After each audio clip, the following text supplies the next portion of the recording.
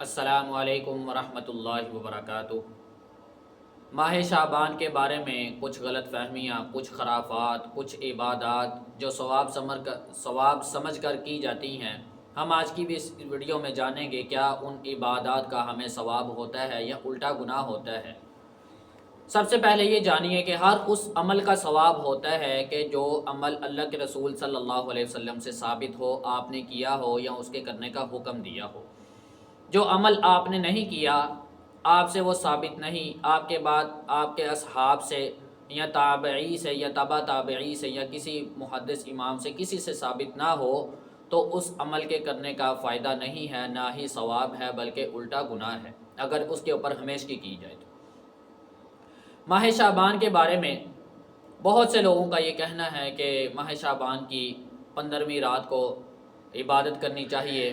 اس کے دن کا روزہ رکھنا چاہیے، صدقہ خیرات کرنا چاہیے، سورۃ الاخلاص پڑھنی چاہیے، اسی طرح نفلی عبادت کرنی چاہیے، فلاں فلاں عبادت جو ہے یہ کرنی چاہیے۔ اللہ کے رسول صلی اللہ علیہ وسلم میدان عرفات میں کھڑے تھے، اللہ ذوالجلال نے قرآن پاک کی آیت کریمہ نازل فرمائی، اعوذ باللہ من الشیطان الرجیم، الیوم اکملت لکم دینکم واتممت علیکم نعمتی ورضیت لکم الاسلام دینا۔ حضرت طارق بن شہاب رضی اللہ تعالی عنہ بیان کرتے ہیں، صحیح البخاری کے اندر روایت موجود ہے کہ ایک یہودی نے حضرت عمر رضی اللہ تعالی عنہ کو کہا کہ تمہاری کتاب میں ایک ایسی آیت ہے، تم اس آیت کی تلاوت کرتے ہو، اگر ہماری کتاب میں وہ آیت ہوتی تو ہم اس دن کو عید کا دن تصور کرتے، یعنی خوشی کا دن۔ حضرت عمر پوچھنے لگے کون سی آیت ہے، تمہارا کہنے کا کیا مطلب ہے؟ تو اس یہودی نے کہا الیوم اکملت لکم دینکم، یہ آیت کی تم تلاوت کرتے ہو، یہ آیت ہماری کتاب میں نہیں ہے، یعنی اس کا ترجمہ یہ ہے کہ میں نے آج کے دن تمہارے اوپر اپنا دین مکمل کر لیا ہے، اب اس کے اندر کسی بھی قسم کی کمی نہیں ہے اور نہ ہی اس کے اندر کسی اضافے کی گنجائش ہے، میں نے دین بالکل مکمل کر دیا۔ کس دن کس مہینے کیا کیا کرنا چاہیے، نماز دن میں کتنی بار پڑھنی چاہیے، روزہ کس طرح سے رکھنا چاہیے، کب رکھنا چاہیے، کب افطار کرنا چاہیے، کس دن کی کس عمل کی کیا کیا فضیلت ہے، ہر چیز میں نے قرآن و حدیث میں بیان فرما دی ہے۔ حضرت عمر کہنے لگے میں وہ وقت جانتا ہوں کہ جب یہ آیت اتری تھی، یہ آیت اللہ کے رسول صلی اللہ علیہ وسلم خطبہ ارشاد فرما رہے تھے، جمعہ کا دن تھا اور عرفہ کا دن تھا، 9 تاریخ تھی۔ اس آیت کا مطلب اللہ ذوالجلال نے واضح کہہ دیا کہ میں نے اپنا دین مکمل کر دیا ہے۔ حضرت عائشہ رضی اللہ تعالی عنہا بیان کرتی ہیں، صحیح البخاری کے اندر روایت موجود ہے کہ اللہ کے رسول صلی اللہ علیہ وسلم نے فرمایا کہ کوئی بندہ ایسا کام کرے کہ جو ہمارے سے ثابت نہیں، یعنی دین کے اندر کوئی اضافہ کرنے کی کوشش کرے، فَهُوَ رَدٌّ، وہ مردود ہے، اس کا کوئی اجر و ثواب نہیں ہے، اس کو کوئی حقیقت نہیں ہے۔ اب شعبان کے بارے میں جو قرآن پاک کی سورۃ دخان کی آیت کریمہ ہے، اِنَّا أَنزَلْنَاهُ فِي لَيْلَةٍ مُبَارَكَةٍ إِنَّا كُنَّا مُنذِرِينَ، اس آیت کو دلیل لیا جاتا ہے، جبکہ محدث اور بہت سے علماء کہتے ہیں کہ یہ آیت جو ہے یہ شب بارات یعنی شعبان کے لیے نہیں بلکہ شب قدر کے بارے میں ہے، جس کو لیلۃ القدر کہا جاتا ہے۔ اب دیکھا جائے اللہ کے رسول صلی اللہ علیہ وسلم صرف شعبان کے مہینے میں روزے جو ہے وہ کثرت کے ساتھ رکھا کرتے تھے۔ حضرت عائشہ کہتی ہیں کہ آپ صلی اللہ علیہ وسلم کو میں نے ماہ شعبان کے علاوہ کسی اور مہینے میں اتنے زیادہ روزے رکھتے ہوئے نہیں دیکھا، یعنی آپ شعبان کے مہینے میں سب سے زیادہ روزے رکھا کرتے تھے۔ ایک حدیث میں ہے کہ آپ اپنی طاقت کے مطابق جو ہے وہ آپ روزے رکھیں، یعنی نفلی۔ اب ایک حدیث میں یہ بھی آتا ہے، آپ نے فرمایا تم رمضان سے پہلے روزے نہ رکھو، کیونکہ روزہ رکھنے سے ظاہر بات ہے جسم میں طاقت جو ہے وہ نہیں رہتی۔ آپ یوں اندازہ لگا لیں جیسے ماہ رمضان میں ہم شروع والے روزے رکھتے ہیں تو ہمیں کوئی زیادہ محسوس نہیں ہوتی بھوک پیاس، اور جو ہی رمضان گزرتا جاتا ہے، آخری عشرہ جب آتا ہے تب روزہ برداشت کرنا ہر کسی کی پہنچ سے باہر ہو جاتا ہے، یعنی کمزوری ہو جاتی ہے بھوک پیاس برداشت کرتے کرتے۔ اللہ کے رسول صلی اللہ علیہ وسلم کا کہنے کا یہ مطلب تھا کہ اگر تم رمضان سے پہلے روزے رکھو تو وہ نہ ہو تمہارا جسم جو ہے وہ کمزور ہو جائے، وہ تو نفلی روزے ہیں، رمضان کے علاوہ جو بھی تم روزے رکھو، اور رمضان کے جو فرضی روزے ہیں وہ تم رکھنے سے قاصر رہو۔ اللہ کے رسول صلی اللہ علیہ وسلم ماہ شعبان میں روزے رکھا کرتے تھے، یہ آپ کا اپنا جسم مبارک یعنی آپ کی اپنی طاقت تھی، آپ جانتے تھے، اللہ ذوالجلال نے آپ کو ہمت توفیق عطا فرمائی تھی۔ اور آپ صلی اللہ علیہ وسلم ایک حدیث میں آتا ہے کہ آپ نے فرمایا کہ ماہ شعبان میں لوگوں کے اعمال نامے اللہ کے ہاں پیش کیے جاتے ہیں، یہ صحیح حدیث ہے، اور میں پسند کرتا ہوں کہ میرا اعمال نامہ اللہ کے ہاں پیش ہو اور میں روزے سے ہوں، میں اس وجہ سے روزے رکھتا ہوں۔ اب ماہ شعبان کی 15ویں رات کو یا 15 تاریخ کو ماہ شعبان کی روزے کا اہتمام کرنا یا اس رات کو عبادت کرنا، صدقہ خیرات کرنا، مردوں کی طرف سے نظر و نیاز بانٹنا یا سورۃ اخلاص کی 1000 بار تلاوت کرنا یا جو بھی عمل ہیں، اللہ ذوالجلال ہمیں سمجھ عطا فرمائے۔ آپ صلی اللہ علیہ وسلم نے فرمایا کہ عمل اتنا کرو جتنا تمہاری طبیعت، تمہاری صحت اجازت دے، کیونکہ اللہ نہیں تھکتا، تم تھک جاتے ہو، یعنی تم تھک جاؤ گے عبادت کرتے کرتے، اللہ تمہیں ثواب دیتا دیتا نہیں تھکے گا۔ اسی لیے اپنے آپ کو پریشانی میں ڈال کر عبادت کرنا اللہ کے رسول صلی اللہ علیہ وسلم نے اس سے منع فرمایا ہے، بالکل اسی طرح جیسا کہ مشہور حدیث ہے صحیح البخاری کے اندر کہ 3 شخص اللہ کے رسول صلی اللہ علیہ وسلم سے ملنے آئے۔ حضرت عائشہ نے بتایا کہ اللہ کے رسول گھر پر نہیں ہیں، انہوں نے آپ کی عبادت کے متعلق پوچھا، حضرت عائشہ نے بتایا، ایک نے کہا کہ میں ہمیشہ روزے رکھوں گا، میں کبھی بھی روزہ جو ہے وہ چھوڑوں گا نہیں، آج سے میرا مرتے دم تک جتنے بھی میرے زندگی کے دن ہیں سارے روزوں میں ہی گزریں گے۔ ایک نے کہا میں نکاح نہیں کروں گا، اگر میں نے نکاح کر لیا تو میں شادی یعنی اپنے بیوی بچوں میں مصروف ہو جاؤں گا، میں اللہ کی عبادت سے یاد سے غافل ہو جاؤں گا۔ تیسرے نے کہا میں ساری رات قیام ہی کروں گا، میں سوؤں گا نہیں۔ اتنے میں اللہ کے رسول صلی اللہ علیہ وسلم آ گئے، آپ کو بتایا گیا یہ 3 لوگ آپ سے ملنے آئے ہیں اور اب ایسے ایسے کہہ رہے ہیں۔ اللہ کے رسول علیہ السلام کو غصہ آیا، آپ نے فرمایا کہ دیکھو میری بات سنو، میں روزے رکھتا بھی ہوں، میں روزے چھوڑتا بھی ہوں، یعنی میں نے روزے چھوڑے بھی ہیں، میں نے روزے رکھے بھی ہیں، تم ہمیشہ کے لیے روزہ رکھ کے میرے سے زیادہ تم عبادت کرنی چاہتے ہو۔ اور آپ نے فرمایا کہ میں نے شادیاں بھی کی ہیں، اور آپ نے فرمایا جس بندے نے میری سنت سے منہ موڑا اس کا مجھ سے کوئی تعلق نہیں ہے۔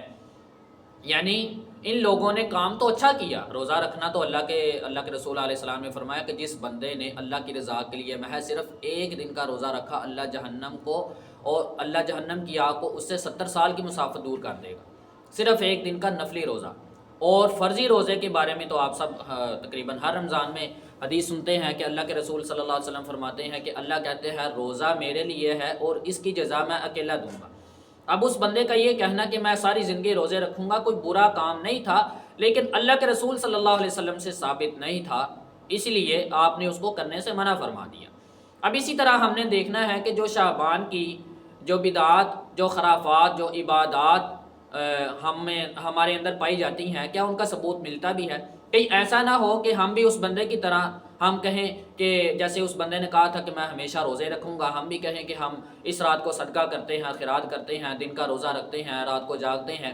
اور ہمیں ثواب ملے گا۔ یہ ثواب کیونکہ اللہ کے رسول علیہ السلام سے ثابت نہیں ہے، نہ ہی آپ نے کیا ہے، نہ ہی آپ نے کسی کو کرنے کا حکم دیا ہے، نہ ہی کسی صحابی سے ثابت ہے۔ اب اس کے بارے میں کہا جاتا ہے کہ اس رات کو شعبان کی 15ویں رات کو اللہ ذوالجلال آسمان دنیا پر آتے ہیں اور ایک قبیلہ ہے، اس قبیلے کے لوگوں کے بالوں کے برابر، بکریوں کے بالوں کے برابر اللہ ذوالجلال لوگوں کی مغفرت کرتے ہیں، لوگوں کو جہنم سے آزادی دیتے ہیں۔ یعنی اس حدیث سے یہ ثابت ہو رہا ہے کہ اللہ ذوالجلال صرف شعبان کی 15ویں شب کو ہی یعنی کہ آسمان دنیا پر آتے ہیں، جبکہ اس حدیث کے بارے میں علماء کہتے ہیں کہ یہ سخت ضعیف ہے۔ امام ترمذی کہتے ہیں کہ یہ حدیث ضعیف ہے۔ اب صحیح البخاری کے اندر روایت موجود ہے کہ اللہ کے رسول صلی اللہ علیہ وسلم فرماتے ہیں اللہ ذوالجلال ہر رات کو جب رات کا تیسرا پہر شروع ہوتا ہے اللہ ذوالجلال آسمان دنیا پر آتے ہیں، یہ صحیح بخاری کے اندر روایت موجود ہے۔ فرمایا اللہ ذوالجلال خود آواز لگاتے ہیں، ہے کوئی بندہ مجھ سے مغفرت مانگنے والا، مغفرت چاہنے والا، میں اس کو معاف کر دوں، ہے کوئی بندہ مجھ سے رزق مانگنے والا، میں اس کو رزق دے دوں، کون بندہ مجھ سے دعا کرنے والا، میں اس کی دعا قبول کروں۔ اللہ کی طرف سے یہ 3 صدائیں آتی ہیں، لیکن ہم اس وقت بڑے مزے کی نیند سو رہے ہوتے ہیں، یہ وقت بڑا قیمتی ہوتا ہے اس وقت کا۔ اللہ کے رسول علیہ السلام نے فرمایا کہ اس وقت اللہ ذوالجلال آسمان دنیا پر آتے ہیں اور آواز لگاتے ہیں، اور جو اللہ کے بہت زیادہ قریبی ہوتے ہیں وہ اللہ کی اس پکار کو سنتے بھی ہیں، یعنی ان کو پتہ ہے کہ رات کا تیسرا پہر شروع ہے، اس وقت اللہ ذوالجلال آسمان دنیا پر آیا ہوا ہے۔ وہ اٹھتے ہیں، اپنا بستر نرم گرم چھوڑتے ہیں، ٹھنڈے پانی سے وضو کرتے ہیں، اللہ کے حضور قیام کرتے ہیں، رکوع کرتے ہیں، سجدہ کرتے ہیں، کہتے ہیں کہ جو چیز آپ سمجھتے ہیں یہ ناممکن ہے اور آپ کو اس کی ضرورت ہے، آپ اس کو تہجد میں مانگیے، رات کے تیسری پہر مانگیے، کیونکہ اللہ ذوالجلال اس وقت خود کہتا ہے کہ مجھ سے دعا کرو، میں تمہاری دعا سنتا ہوں۔ ایک وہ وقت ہے کہ جب ہم خود دعا کرتے ہیں اللہ سے، ہم کہتے ہیں اللہ ہماری دعا کو قبول فرما۔ ایک وہ وقت ہے کہ اللہ کہتا ہے مجھ سے دعا کرو، میں تمہاری دعا قبول کروں گا۔ اب اللہ ذوالجلال ہر رات کو آسمان دنیا پر آتا ہے، رات کے تیسرے پہر، خالی شعبان کی رات کو نہیں آتا۔ اسی لیے شعبان کی رات کو عبادت کے لیے خاص کرنا، یا اس رات کو صدقہ خیرات کرنا، یا قرآن پاک کی